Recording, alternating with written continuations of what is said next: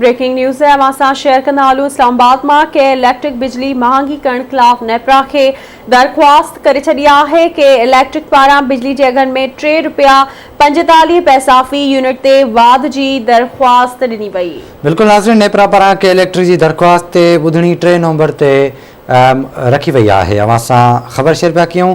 इस्लामाबाद में के इलेक्ट्रिक बिजली महांगी करण खिलाफ नेपरा के दरख्वास्त करे छड़ी है कि इलेक्ट्रिक पारा बिजली के अघन में ₹3.45 फी यूनिट ते वाध की दरख्वास्त कई वही है।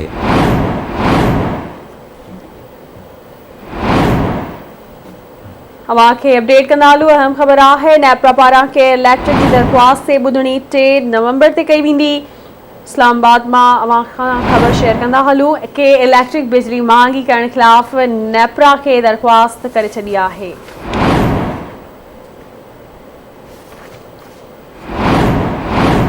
अपडेट कयूं पिया कि इलेक्ट्रिक पारा बिजली के अघन में ₹3.45 फी यूनिट ते वाध की दरख्वास्त दी वही है।